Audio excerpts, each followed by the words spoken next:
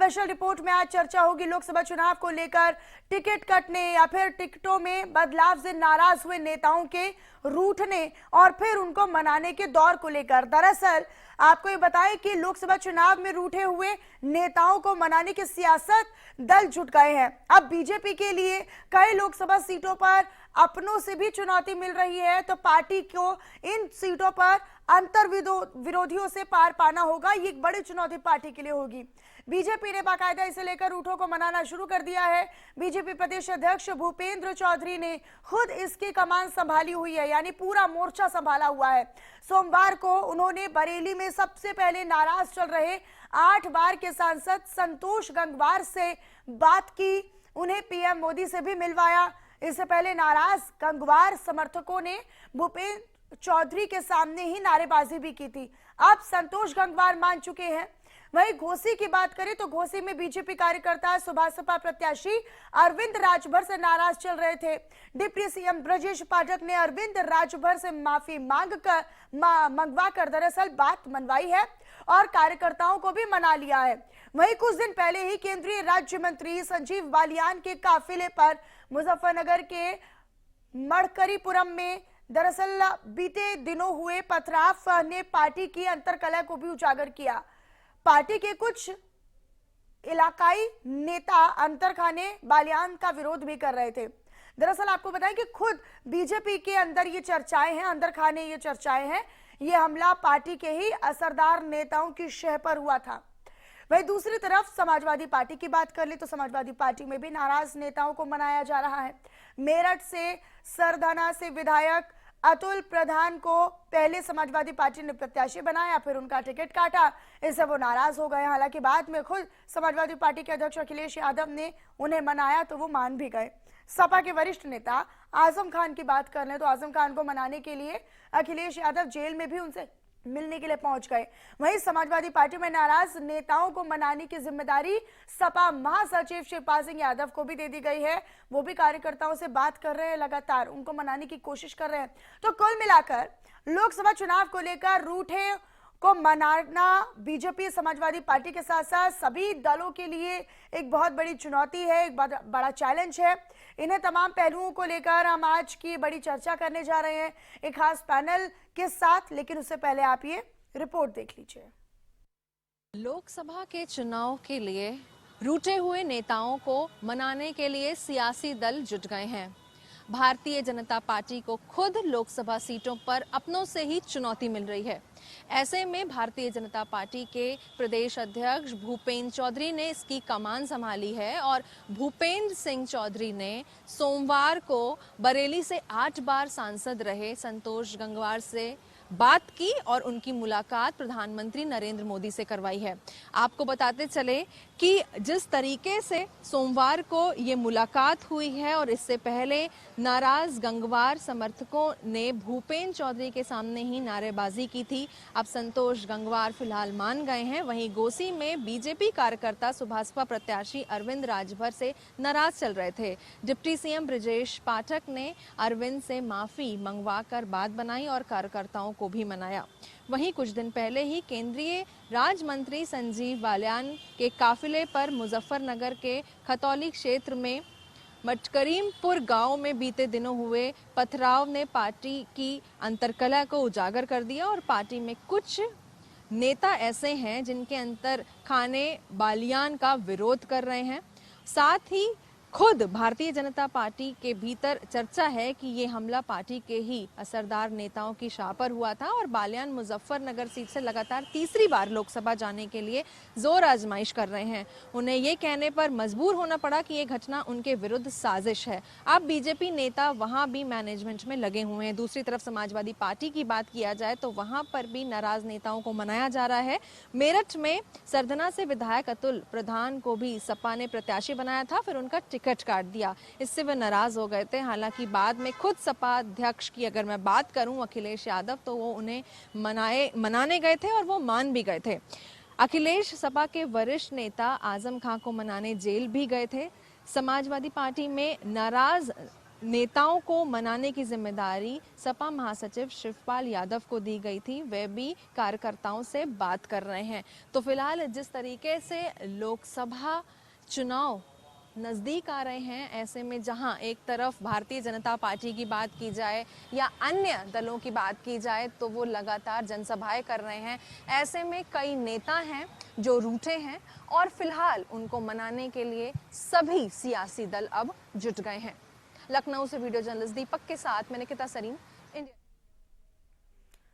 तो रूठों को मनाने की कोशिश में हर दल हर पार्टी जुट गई है। इसी को लेकर आज हम चर्चा करेंगे। हमारे साथ कुछ खास मेहमान जुड़ रहे हैं, आप सभी का तारुफ उनसे करवा देती हूँ। मनोज मिश्रा जी वरिष्ठ पत्रकार के तौर पर हमारे साथ इस चर्चा में शामिल हो रहे हैं। सर बहुत स्वागत है आपका। मनीष अग्रवाल जी राजनीतिक विश्लेषक के तौर पर हमारे साथ इस चर्चा का हिस्सा होंगे। सर बहुत स्वागत है आपका भी। डॉक्टर राजीव शर्मा जी वरिष्ठ पत्रकार के तौर पर हमारे साथ स्टूडियो में ही मौजूद है। राजीव जी बहुत स्वागत करती हूँ आपका। के विश्वदेव राव वरिष्ठ पत्रकार के तौर पर हमारे साथ जुड़ रहे हैं। सर आपका भी बहुत स्वागत है। आप चारों खास मेहमानों का बहुत स्वागत करती हूँ, लेकिन शुरुआत मैं डॉक्टर राजीव शर्मा जी के साथ ही करना चाहूंगी, क्योंकि यहां पर एक बहुत बड़ी चुनौती है। तो क्या डैमेज कंट्रोल वर्ड सही रहेगा इस्तेमाल करना, कि डैमेज कंट्रोल करने की कोशिश में हर दल जुटा हुआ है? एक तरफ अखिलेश यादव ने खुद कमान संभाल ली है, तो यहाँ पर ब्रजेश पाठक है, तमाम बड़े नेता है जो अपने कार्यकर्ताओं तक को मनाने के लिए जुटे हुए हैं। राजीव जी। मनीषा देखिए, डैमेज कंट्रोल आपने शब्द सही इस्तेमाल किया है, लेकिन जहां तक बीजेपी का सवाल है और खास तौर से बरेली में सबसे ज्यादा बरेली और मेरठ में विरोध के स्वर दिखाई दे रहे हैं। और यहाँ पर खास बात यह है कि खासतौर से जो बरेली में बात करें, वहां संतोष गंगवार ने अपनी नाराजगी जाहिर नहीं की है, लेकिन जो संतोष गंगवार के समर्थक हैं उन्होंने नाराजगी जाहिर की है। और एक चीज और खास बात बता दूं मैं आपको कि बरेली में जितने गंगवार हैं वो आपस में एक दूसरे के रिश्तेदार हैं ज्यादातर। जहां तक छत्रपाल गंगवार का सवाल है तो वो भी संतोष गंगवार के रिश्तेदारी हैं।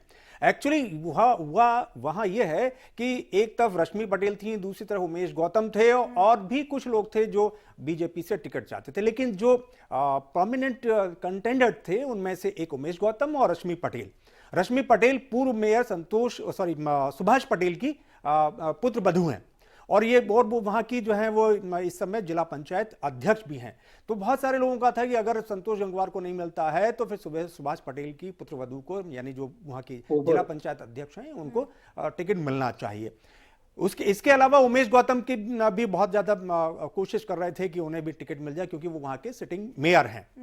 अब सवाल इस बात का है कि अगर ये गंगवारों में आपस में फूट पड़ती है तो उसका फायदा दूसरे प्रत्याशी को मिल सकता है, कंस्टिट्यूंसी भी पड़ सकता है, क्योंकि बरेली का एक जो बहेड़ी क्षेत्र है वो पीलीभीत में लगता है, तो उसका भी असर पड़ सकता है, क्योंकि पीलीभीत से भगवत सरन को समाजवादी पार्टी ने अपना प्रत्याशी बनाया है और भगवत सरन और संतोष गंगवार आपस में साढ़ू भाई हैं।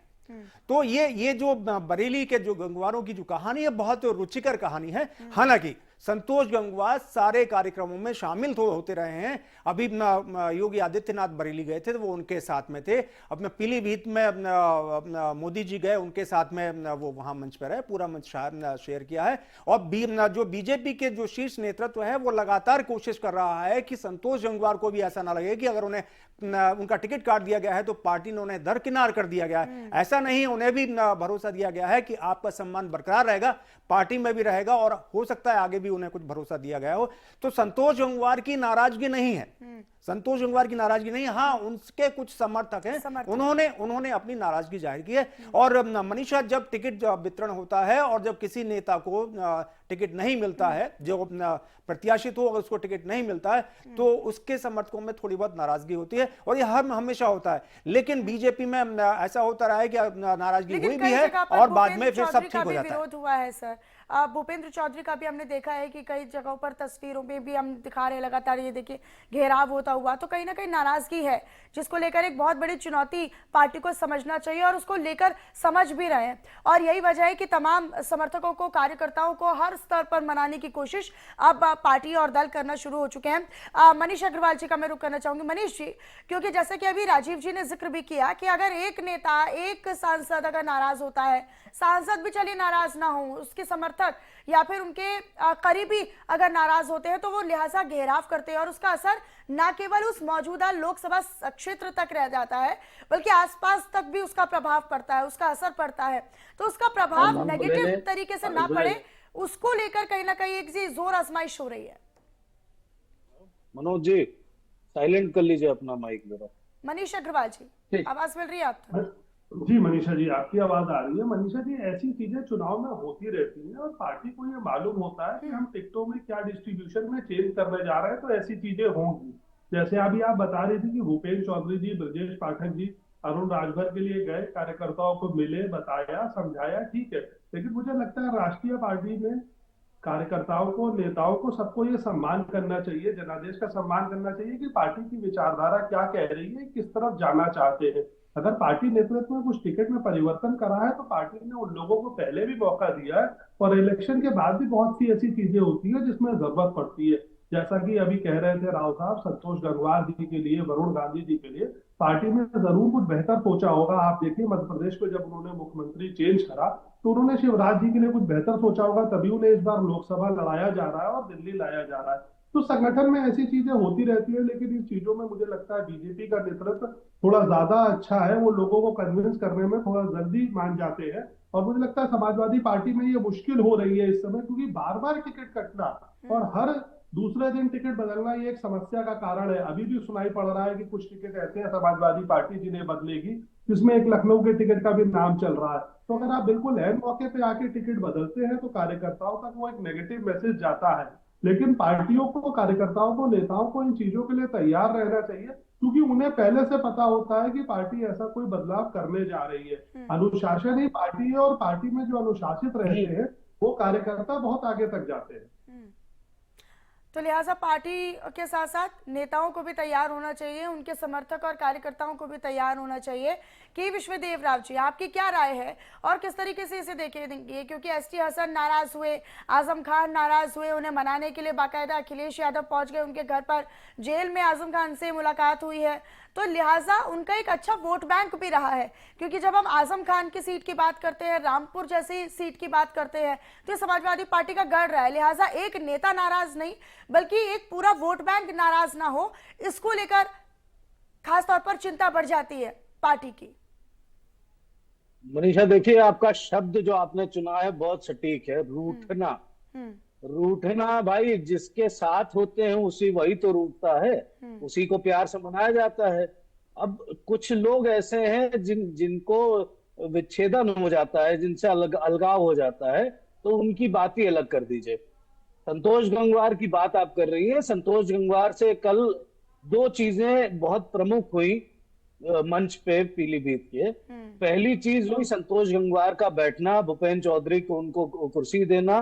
दूसरा, पश्चिम यूपी की सीट के में जो बवाल चल रहा है राजपूतों का, सहारनपुर में जो करीबन 1.25 लाख 1 लाख किसान राजपूत इकट्ठा हुए थे अभी 4-5 दिन पहले, उसको देखते हुए सुरेश राणा को, जो पूर्व मंत्री हैं, उनको नरेंद्र मोदी जी ने अपने बगल में बिठा के वार्ता करी।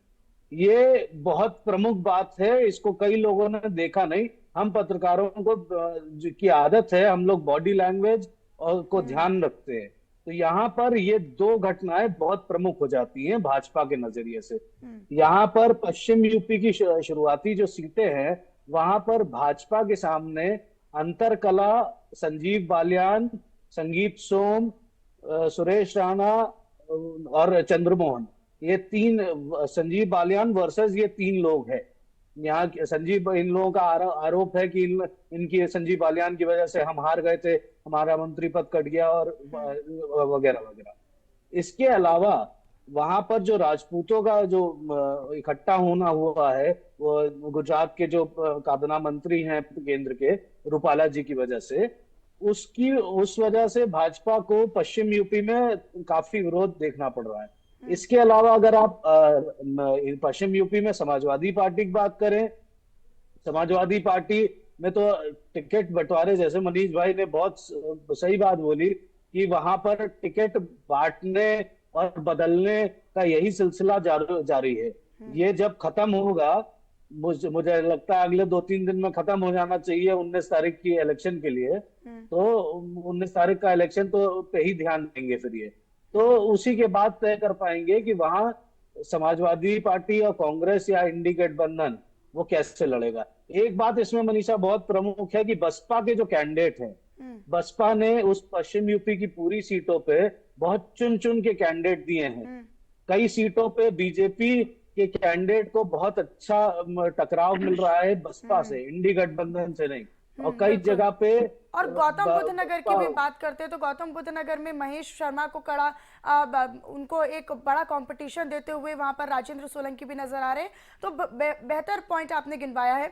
मैं मनोज मिश्रा जी का रुख करना चाहूंगी। मनोज मिश्रा जी, ये जो अंतरकलह चल रही है और अंतरकलह को कवर करने की कोशिश पार्टी की चल रही है, उसको लेकर आप क्या समझते हैं? क्या वाकई में एक बड़ी चुनौती है? जिस तरीके से लगातार अखिलेश यादव, शिवपाल सिंह यादव, पहले उनको भी कमान सौंपी गई, बीजेपी के तमाम नेता जो है वो लगातार कोशिशों में जुटे हुए हैं अपने कार्यकर्ताओं से, अपने नेताओं से, क्षेत्रीय नेताओं से बातचीत करने में। तो क्या वाकई में आने वाले समय में चुनाव के दौरान ये बड़ी चुनौती होने वाली है क्या? मनीषा जी देखिए, जब टिकट वितरण के बाद जो टिकट आपको मिल जाता है और टिकट आपको नहीं मिलता है, उसके तुरंत बाद ये रिएक्शन आते हैं। लेकिन प्रमुखता कहाँ पर आते हैं? उनमें आते हैं जिन पार्टियों की के लिए जीत की लोगों को अनुमान या अनुशंसा ज्यादा होती है। खासकर जैसे 6, अब मामूली बात नहीं है कि समाजवादी पार्टी ने लगभग पश्चिम उत्तर प्रदेश में मिला के 6 टिकट अब तक बदल दिए हैं।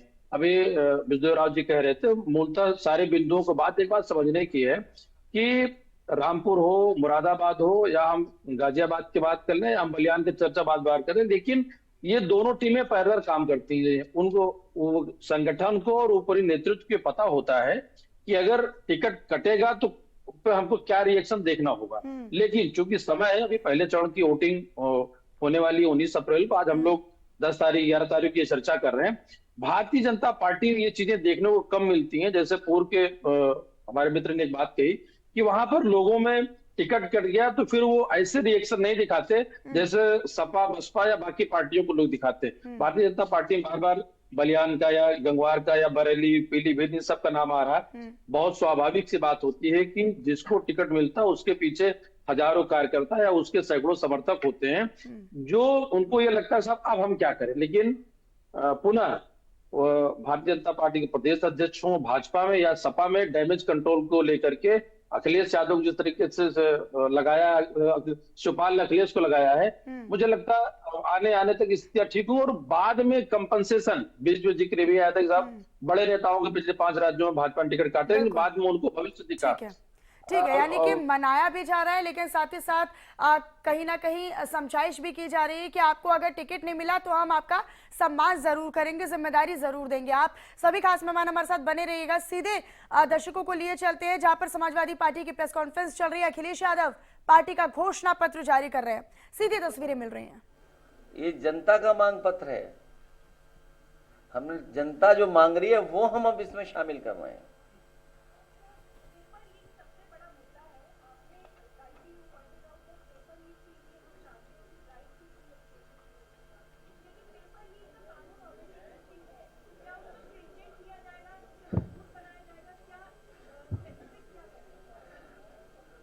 बहुत सी परीक्षाएं पहले भी हुई हैं, पहले सरकारों में कभी पेपर लीक नहीं हुए। ये सरकार जानबूझ करके पेपर लीक कर रही है जिससे उसे नौकरी न देना पड़े। तो जब सरकार की नियत ही नहीं है नौकरी देने की, और इनकी नियत तो तब और पता लगती है जब अग्निवीर जैसी व्यवस्था लागू करते हैं। क्या आप कल्पना कर सकते हैं? क्या आप सीमा की सुरक्षा चाहते हैं और आधी अधूरी नौकरी दे देंगे आप? इनकी नियत नहीं है नौकरी देने की। अगर नियत होती नौकरी देने की तो पेपर लीक कभी नहीं होते।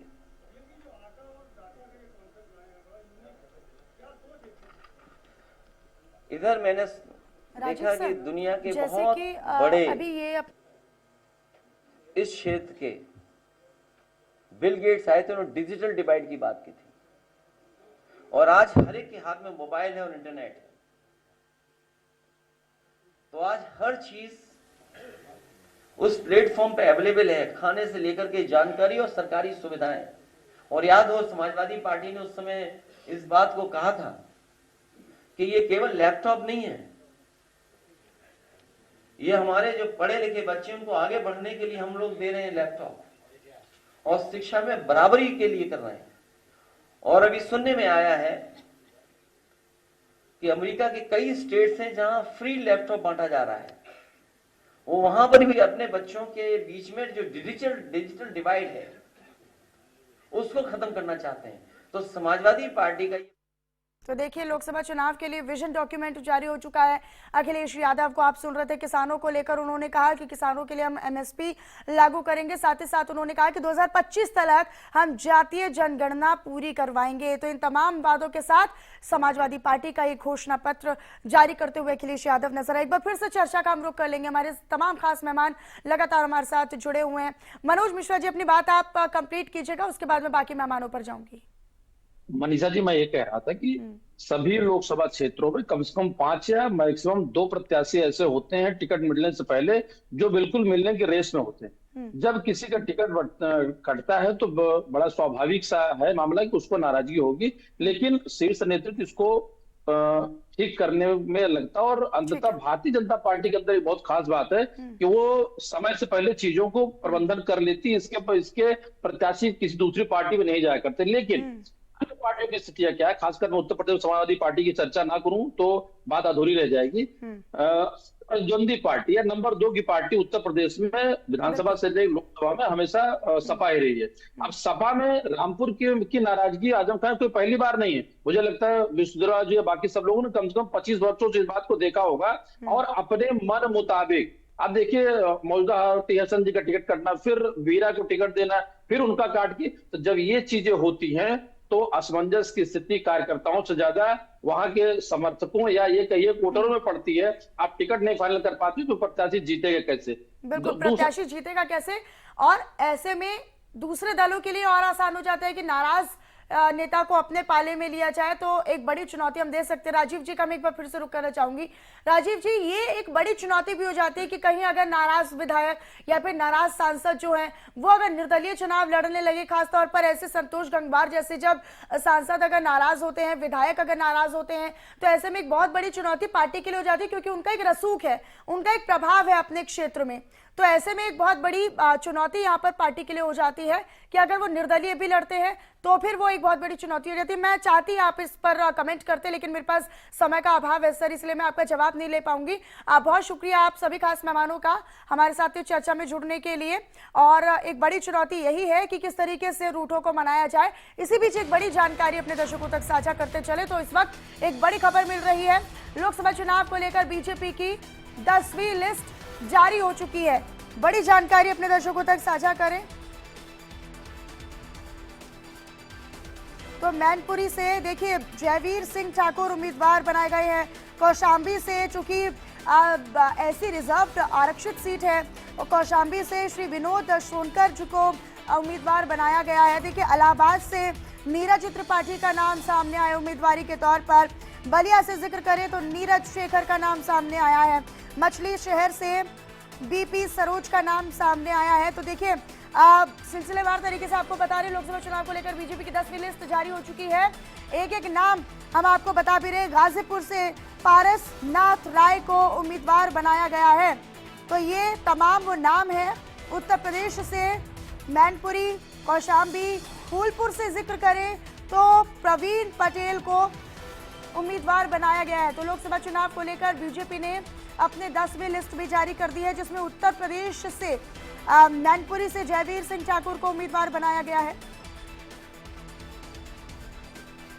तो कौशाम्बी जो कि आरक्षित सीट है, वहां से विनोद सोनकर को उम्मीदवार बनाया गया है। प्रवीण पटेल को फूलपुर से टिकट दिया गया है। तो इलाहाबाद से नीरज त्रिपाठी उम्मीदवार बनाए गए हैं। नीरज शेखर को बलिया से टिकट दिया गया है। निकिता सरीन मेरे साथ जुड़ चुकी है फोन लाइन पर अधिक जानकारी के साथ। निकिता, उत्तर प्रदेश की तमाम सीटों पर भी उम्मीदवार तय कर ली गए हैं, टिकटों की घोषणा कर दी गई है। बिल्कुल मनीषा, इस वक्त की बड़ी खबर हम आपको बता दें, उत्तर प्रदेश की 7 सीट पर जो लिस्ट है वो जारी कर दी है, जिसमें मैनपुरी से जयवीर सिंह और बलिया से नीरज शेखर की अगर बात की जाए और गाजीपुर से पारसनाथ राय, इन सभी को उम्मीदवार बना दिया है भारतीय जनता पार्टी ने। और बीजेपी ने उत्तर प्रदेश के जो 7 प्रत्याशी हैं उनके नाम की घोषणा कर दी है। मैनपुरी से अगर बात की जाए तो डिम्पल यादव के खिलाफ योगी सरकार के मंत्री जयवीर सिंह मैदान में होंगे। वही गाजीपुर से अगर बात करें तो अफजल अंसारी के खिलाफ पारसनाथ राय, वहीं बलिया से नीरज शेखर, मछली शहर से बीपी सरोज और कौशाम्बी से विनोद सोनकर, वहीं इलाहाबाद से नीरज त्रिपाठी और फूलपुर से प्रवीण पटेल को भारतीय जनता पार्टी ने अपना प्रत्याशी बनाया है। तो फिलहाल ये जो लिस्ट है उसमें यहाँ पर आ गई है और मैनपुरी से जयवीर सिंह, क्योंकि ठाकुर का एक बड़ा चेहरा माने जाते हैं, उनको भारतीय जनता पार्टी ने उतार दिया है। बलिया से पूर्व पीएम स्वर्गीय जो चंद्रशेखर है, उनके बेटे नीरज शेखर को यहाँ पर टिकट दिया है। इलाहाबाद से रीता बहुगुणा जोशी, जिस तरीके से इंडिया न्यूज लगातार दिखा रहा था प्रयागराज की अगर मैं बात करूं कि संकट है यहाँ पर, और वही हुआ रीता। बिल्कुल निकिता, और देखिए कुछ नामों को लेकर तो हम लोग लगातार जिक्र भी कर रहे थे, उन पर हम चर्चाएं भी कर रहे थे कि हो सकता है कि इन उम्मीदवारों को यहाँ से टिकट दे दिया जाए, जिस पर अब कहीं ना कहीं मुहर भी लग चुकी है और 10वीं लिस्ट में इन लोगों के नाम भी सामने आए हैं। लिहाजा पार्टी ने क्षेत्रीय समीकरण और जातीय समीकरणों को साधने की कोशिश इस लिस्ट में की है। 7 उम्मीदवारों के नामों की घोषणा कर दी गई है। बहुत शुक्रिया निकिता आपका इस तमाम जानकारी को साझा करने के लिए।